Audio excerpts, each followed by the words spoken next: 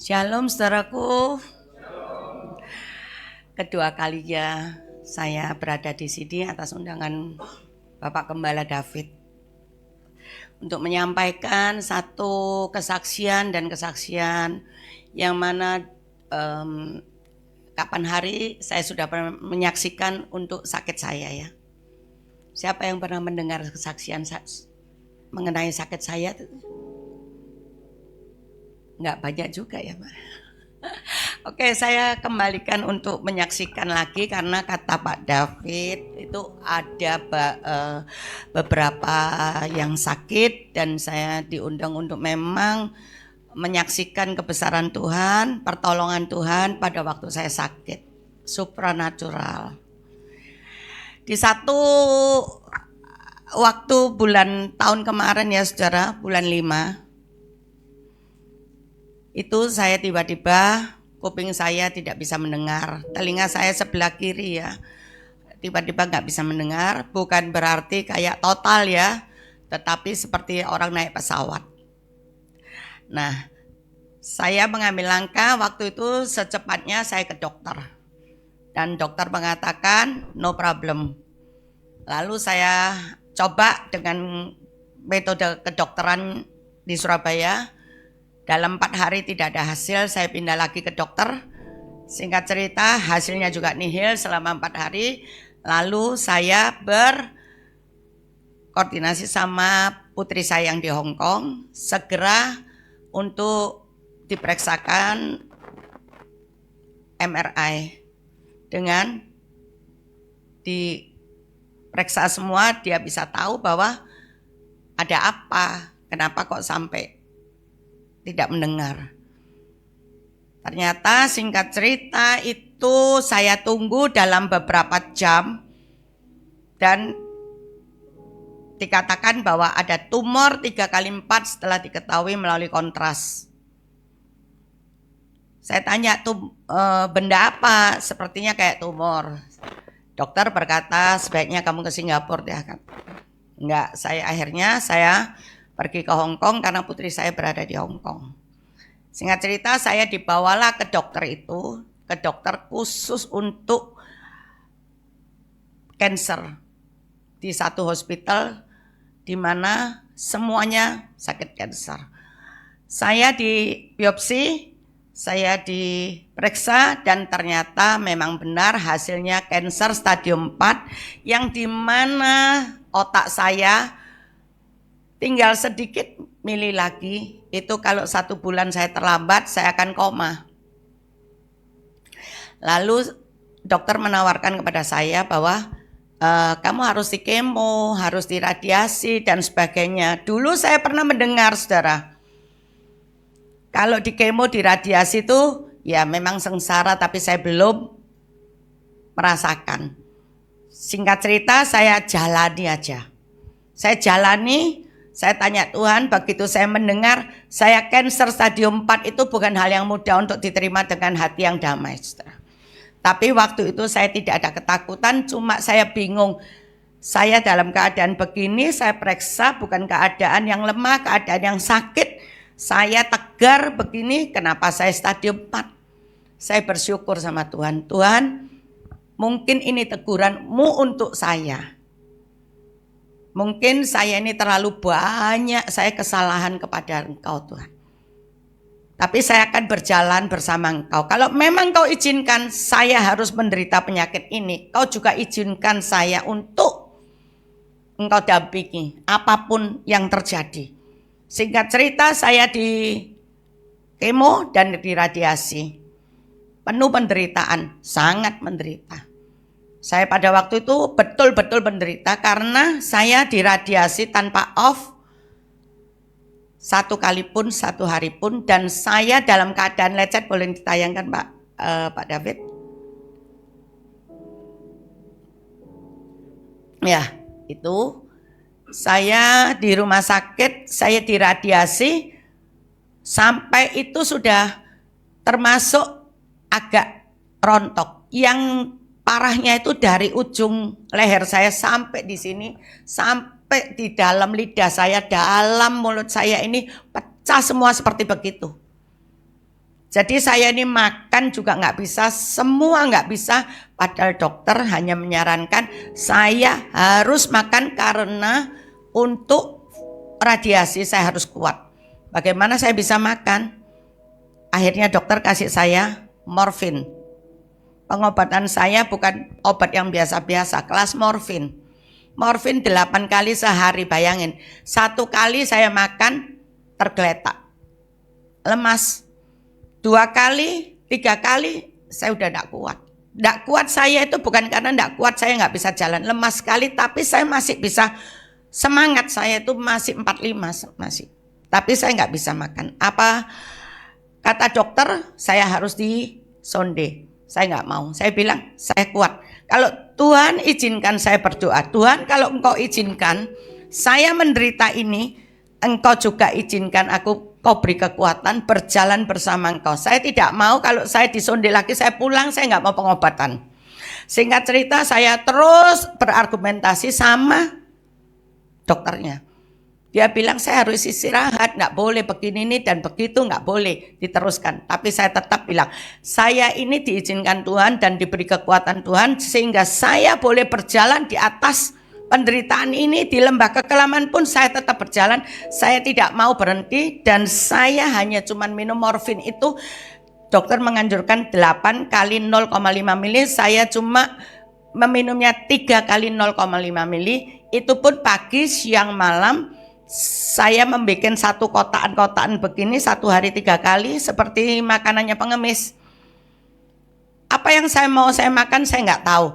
Cucu saya, sisa makanan cucu saya kumpulkan, sisa makanan anak saya kumpulkan, sisa makanan dari 4-5 orang 1 hari saya harus ngeblend itu ditambah dengan air 2 liter. Harus saya blend, harus saya minum. Saya lakukan itu, saya dikasih hikmat sama Tuhan. Yen, kalau kamu mau ini mengikutin terapi ini, kamu blend aja. Tiba-tiba anak saya itu membelikan 1 blend-blendan yang kecil, China punya. Saya blend itu, saya kasih 2 liter air ini, 1 liter 2 kali. Itu saya kasih di tempat pagi, siang, malam itu kayak tin wall ya, 3 kali. Itu saya dengan rasa yang sama, rasa apa nggak tahu. Ya ada soto, ada rawon, ada kue tiaw, ada babi kecap. Itu nggak tahu, seperti orang pengemis saja. Sisa ini saya ambil, saya kumpulkan di dalam plastik, saya tuang jadi 1, saya blend. Karena itu semua mengandung gizi. Jadi singkat cerita, saya blend semua itu, saya memakannya dengan nyedot, saudara. Pakai sedotan yang besar. Saya minum obat itu dalam hitungan 5-10 menit, saya mati rasa, saya sedot. Tapi kalau saya makan, saya sekalipun saya nginap di hotel bintang 5, sekalipun itu saya itu di WC, saudara, makannya. Karena saya takut begitu saya makan, itu mau tumpah. Sampai di lidah sini tumpah sampai mau 3 kali itu saya telan kembali. Karena kalau saya tumpahkan, saudara, pasti sia-sia saya. Jadi saya tetap dalam hitungan 36 hari itu saya selalu dengan blend itu. Dan setelah saya diperiksa dan diperiksa lagi, akhirnya ternyata sesuatu terjadi di bawah kuasa Tuhan. Saya kuat, saudara, kuat sekali. Semua yang sakit di rumah sakit itu terbingung-bingung, dia terheran-heran. Itu kelas mafia kalau di Hongkong ya, di sana top of the record ya saya. Yang naik taksi cuman saya kali. Lainnya itu mobilnya kelas mafia semua. Tapi mereka itu di kursi roda sambil dia berkata sama bodyguardnya, "Itu sakit apa?" Susternya tanya sama saya, "Itu sakit apa kok jalannya kok cepat sekali gitu?" Padahal mereka tahu semua kalau masuk di ruangan itu ruangan yang besar, ya mewah, ya sunyi. Kayak masuk di dalam, kayak saya itu trauma sampai ke tempat itu juga. Itu susternya cuman bilang, "Kamu ditanyain bapak ini, kamu sakitnya ini minum obat apa? Kok sampai ada kekuatan?" Saya ada kekuatan dari kekuatan ilahi. Saya tidak pernah jalan itu seperti mereka terpuruk-puruk digandeng, tidak. Saya jalan mengikuti susternya itu 3 shift. 3 shift itu diantara di mana setiap ruangan ini keluar lagi ruangan disambut suster lain, keluar ruangan ini disambut suster lain. Sampai terakhir saya harus sampai di kayak ruang eksekusi. Saya kalau mau ke sana itu hati saya itu bukan sakit, hancur. Saya ini kayak orang betul-betul mau dieksekusi. Singkat cerita, saya bilang sama susternya, saya nggak minum apa-apa, cuman saya diberi kekuatan dari atas karena orang Hong Kong itu semuanya kebanyakan agama Buddha ya. Saya bilang saya punya Tuhan yang luar biasa. Saya sempat kesaksian di sana sekalipun mulut saya ini hancur. Ini saya hancur, saya masih bisa kesaksian di sana. Saya bilang, saya ceritakan lah, pokoknya di antara di mana saya ditolong Tuhan sampai sekarang ini pun kalau saya tidak ditolong Tuhan saya nggak bisa. Singkat cerita, saya akhirnya lunas 36 kali dan saya diperbolehkan untuk belum boleh pulang. Saya masih mau dibikin begini. Saya bilang dokternya, sudah lunas ya, saya nggak mau lagi apa-apakan. Sekalipun kalau saya masih ada, saya tidak mau, saya kembali karena saya sengsara sekali. Dan Tuhan waktu itu sudah katakan sama saya bahwa kamu sudah sembuh, jangan mendengarkan apa kata orang. Karena di tengah-tengah saya perawatan itu iblis bicara sama saya, di mana Tuhanmu, kenapa kamu begitu setianya, begitu kamu taatnya, seperti sampai kamu saat ini masih begini, kamu masih percaya itu Tuhanmu menolong kamu. Kamu ikut saya, besok ada orang datang yang akan menyembuhkan kamu instan langsung. Oh, saya bilang gini, saya ini anak Tuhan, anaknya Bapak di atas dalam surga situ. Tetapi kalau saya dipanggil, saya harus ikut Bapakku, bukan ikut kamu. Saya apapun yang terjadi, saya nggak minta mati, tapi saya siap untuk dibawa 24 jam sama Bapakku, bukan sama kamu. Akhirnya saya bilang saya nggak mau, saya tetap apapun yang terjadi, saya percaya Bapakku, saya sudah sembuh. Amin, saudara. Iman biji sesawit itu akan menyelamatkan kami semua. Kita semua, anak-anak saya pun kadang-kadang nggak percaya. Dia bilang, Mami, kalau seandainya dokter bicara kurang sedikit lagi, diselesaikan sedikit lagi. Oh tidak, saya tidak mau diselesaikan lagi. Saya merasa Tuhan sudah bicara sama saya sendiri, sudah selesai. Jadi saya tidak mau. Saya mengingatkan saudara, waktu anak saya juga ya, waktu sekarang anak saya sudah berumur 44 ya. 44 tahun yang lalu saya itu mengalami anak saya itu, kalau saudara pernah dengar nggak hidrosifalus?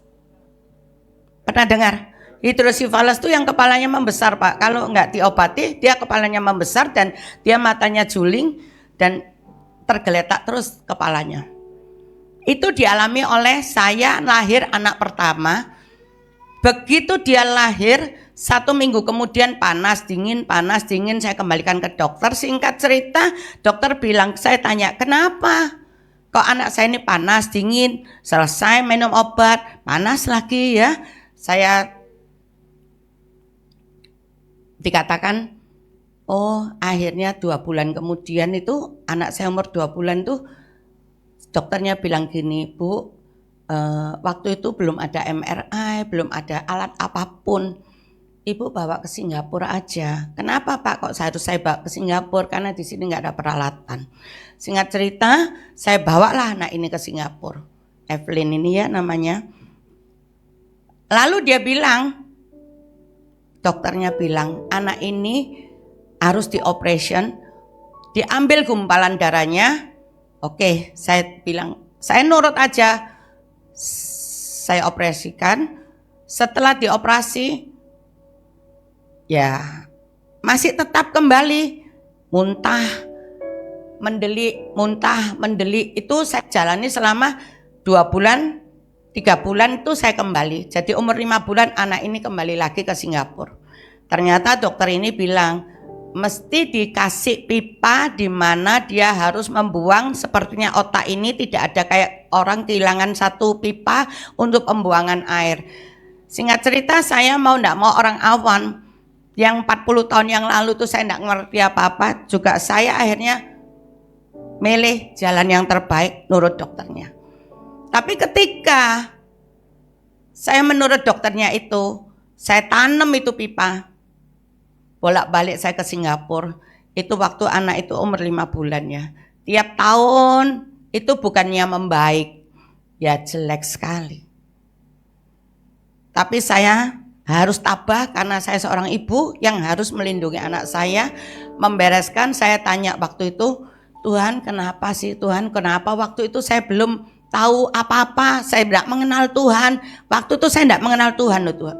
Saya orang Kristen, satu keluarga saya orang Kristen, tapi orang tua saya semuanya, tapi saya tidak mengenal Tuhan. Saya cuma Kristen aja. Saya cuma pada waktu itu tanya. Dan di saat pada waktu dia mengalami satu kayak kesembuhan, seperti dia bisa lari, bisa sekolah, bisa apa, dengan kepalanya agak membesar. Itu saya sekolahkan di Petra ya. Gurunya manggil saya, Ibu datang ke Petra ya. Saya tanya, kenapa? Ibu periksakan anaknya matanya. Ternyata anak saya waktu itu, putri saya itu sudah 5 meter aja matanya kelihatan. Kalau ini nanti tidak diperiksakan mata, dia akan tidak kelihatan. Jadi gimana caranya? Ya saya bawa dia ke Singapura. Lagi, ternyata dokternya bilang, pipanya ini harus dicabut, pipanya ini enggak apa-apa. Pipanya saya dicabut loh, anak ini dengan pipa fine-fine, kenapa kok harus dicabut dok? Kemungkinan saya juga enggak negatif thinking ya, dokternya kemungkinan ya di Singapura kan ya sepertinya kan ingin cari duit, gimana caranya bongkar pasang. Ini singkat cerita saya juga ya nurut aja. Tapi begitu saya masukkan di operasi, dia dicabut pipanya, begitu masuknya itu dengan baik-baik, dia bisa bermain, lari-lari sama teman-temannya yang di rumah sakit. Begitu dia masuk, keluar dia langsung koma. Saya jadi bingung, apa ya salah saya itu, sampai saya enggak tahu, saya tidak berani menyebut Tuhan, enggak berani apa, cuman saya ikutin aja apa kata dokter.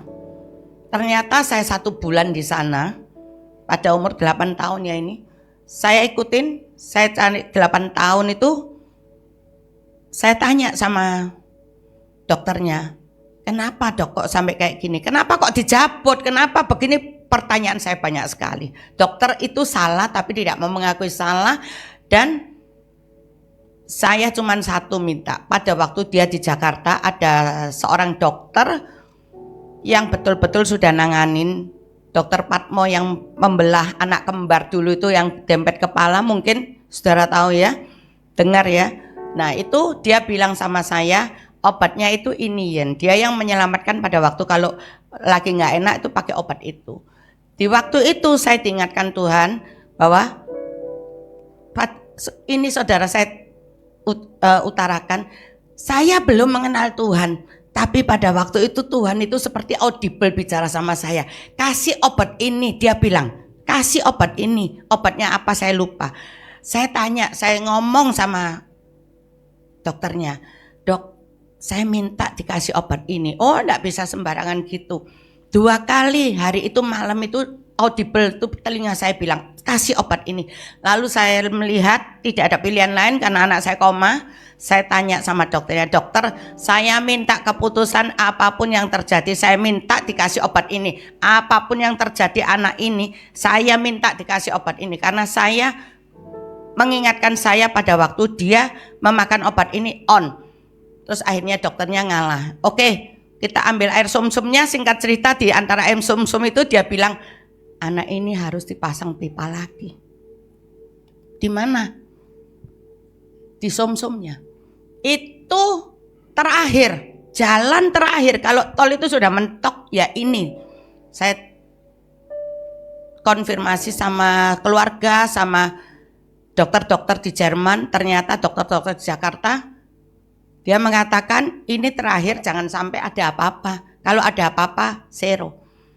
Ya Pilihan terakhir, maju nggak bisa, belakang nggak bisa. Yang ada ini, saya jalani ini. Ternyata dioperasi di Singapura. Saya cuman bilang sama Tuhan begini, Tuhan, sebelum dia dioperasi ini koma terus. Kalau sampai operasi ini gagal, saya cabut itu dia punya pipa. Saya ingin anak ini zero sudah. Saya nggak tahan melihat penderitaannya. Tapi kalau anak ini sembuh Tuhan, saya belum berani berjanji. Tapi waktu itu mulut saya itu, lidah saya bisa berbicara.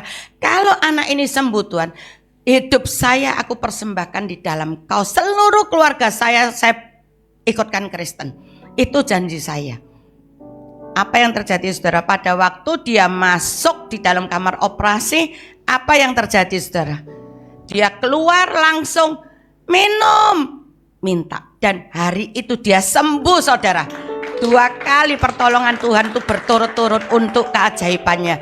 Itu pada waktu saya belum mengenal. Dan saya merasa anak ini belum cukup untuk saya bilang, apa betul ya ini dioperasi begitu aja sudah on. Saya bawa dia ke Jerman.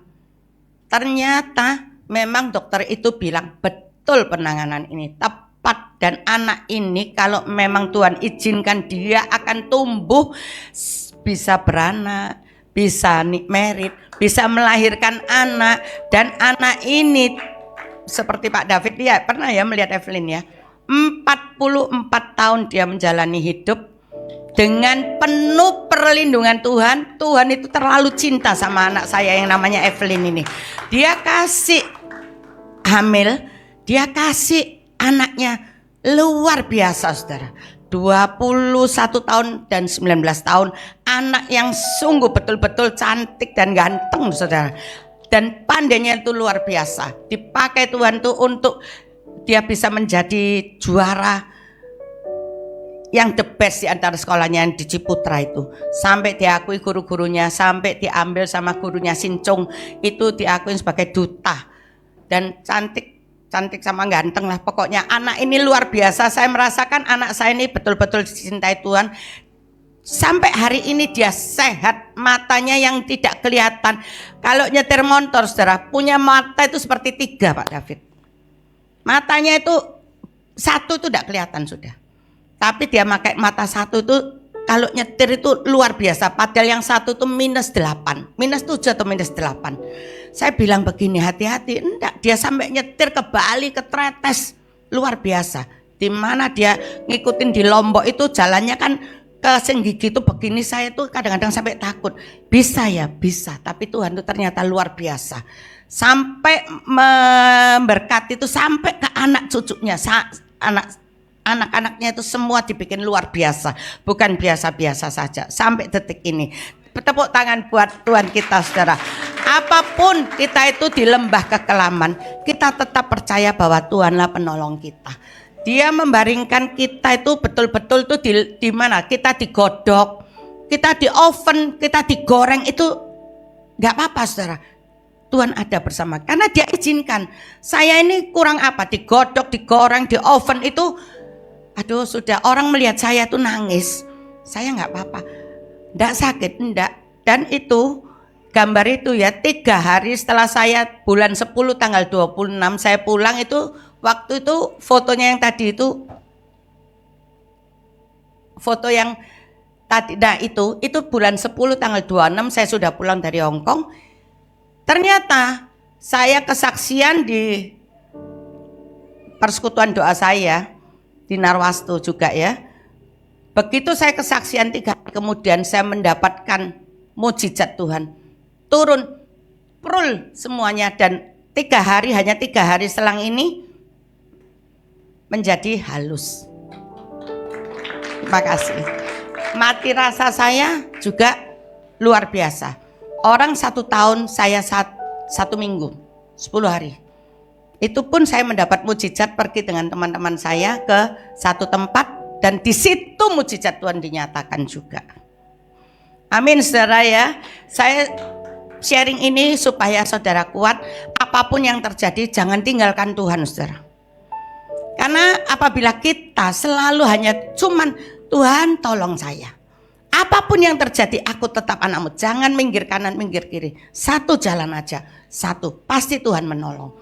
Apapun yang terjadi, tahun berat ini pun juga akan menjadi tahun berkat bagi saudara. Kalau iman saudara segede biji sesawit aja, pasti akan terjadi. Terima kasih, Tuhan memberkati.